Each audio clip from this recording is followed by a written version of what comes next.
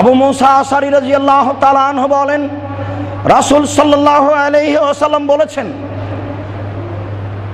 ওয়ায়াকসুরুল হারাজ, সমাজে মারামারি বেশি হয়ে যাবে, হাত্তা ইয়াকতুলার রাজুলু জারাহু ওয়া ইবনা আম্মিহি ওয়া যা কারাবাতিহি, মানুষ হত্যা করবে প্রতিবেশীকে, মানুষ হত্যা করবে চাচাকে, মানুষ হত্যা করবে নিজ আত্মীয় স্বজনকে, অফিরায়াতিন আবাহু, মানুষ হত্যা করবে বাপকে।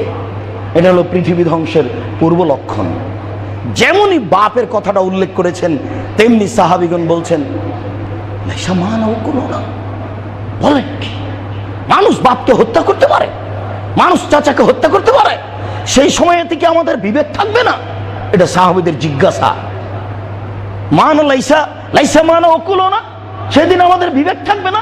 কেমন কথা বলছেন আপনি যে মানুষ চাচাকে হত্যা করবে, বাপকে হত্যা করবে, আত্মীয় স্বজনকে হত্যা করবে? এটা কেমন কথা হলো? তখন আল্লাহ রাসূল বলছেন, লা না তুনজা ওকুল আকসার জালেকা জামান, ওই সময়ে প্রায় মানুষের বিবেককে তুলে নেওয়া হবে। বলেন আপনার প্রিন্সিপাল কি করতে পারে? বলেন আমরা ভাইস চ্যান্সেলর কি করতে পারে?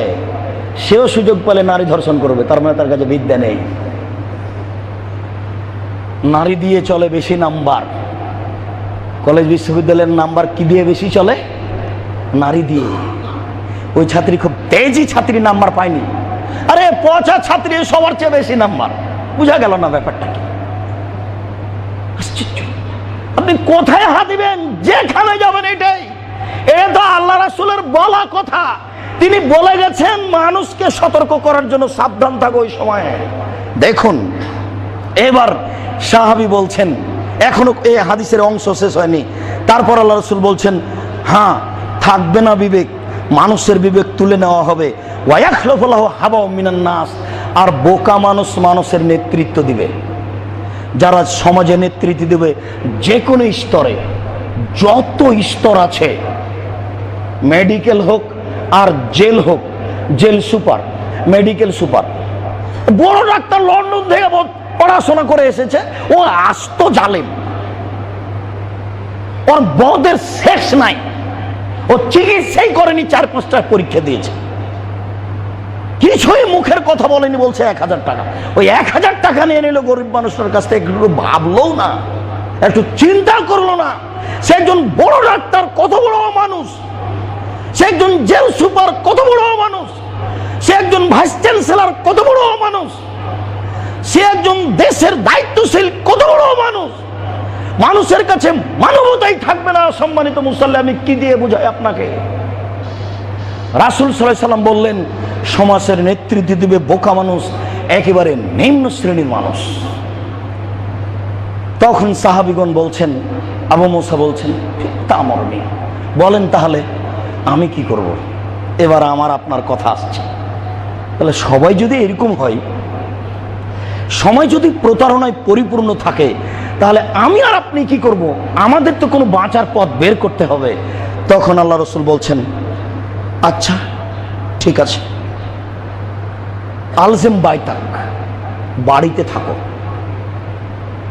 জরুরি প্রয়োজন ছাড়া বাড়ির বাইরে যাবা না। এটা হলো 1 নম্বর পরামর্শ। আমি কিন্তু পরামর্শ দিইনি আপনাকে, এই ভাষা আরবি, বলেছেন মুহাম্মদ সাল্লাল্লাহু আলাইহি ওয়াসাল্লাম, আমি আপনাকে শোনালাম অনুবাদ করে। 2, আমলেক আলাইকা লিসানাক, মুখ বন্ধ করো, কথা বলবো না, কথা বললে ফাঁসি হবে, কথা বললেই ফাঁসি হবে। তুমি খালি বলে দেখো যে 30,000 না 30 লাখ, ওটা 30,000 না 30 লাখ। মানুষই যদি 7 কোটি হয়, তাহলে 30 লাখ কি এইখানে আছে নাকি? বললেই ফাঁসি হবে, মুখ বন্ধ রাখো। 3, খুজমা তারিফ হোক, দামা তুনকেরও, বিবেচনা করে যেটা ভালো লাগছে শুধু সেটা নিবা, আর একটু যেখানে অস্পষ্ট হচ্ছে সেটা ছেড়ে দিবা। এই পর্যন্ত বলার পরে তিনি বলছেন, ওয়ালজিম বেআমরে নফসে খাসা, শুধু নিজেকে বাঁচাও, ওয়াদা আমরা আম্মা, জনগণ ছেড়ে দাও। নিজেকে বাঁচাও, পরিস্থিতি খুবই জটিল। এটা পরামর্শ দিলেন, আপনাকে পরামর্শ কেমন লাগলো তা আমি বলতে পারছি না। আমি তার পরামর্শ আপনার সামনে পেশ করলাম। সাহাবী বললেন, আচ্ছা মানুষই যদি এমন হয় তাহলে আমরা কি করব? কিছু বলবেন তো, কি করব? তখন আল্লাহ রাসূল বললেন, আচ্ছা ঠিক আছে, বাড়িতে থাকো।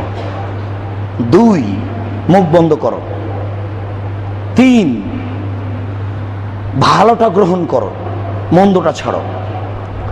4, নিজেকে বাঁচাও। 5, জনগণ ত্যাগ করো। জনগণের কাছে গেলে জনগণ তোমার কথা শুনবে না, তার মানে ও মূর্খ। তুমি যদি বলতে যাও তাহলে উল্টা তোমাকে উচিত সাজা দিবে। তুমি বলতে যাও না। রাসূল সাল্লাল্লাহু আলাইহি ওয়াসাল্লাম এইভাবে পরামর্শ দিলেন।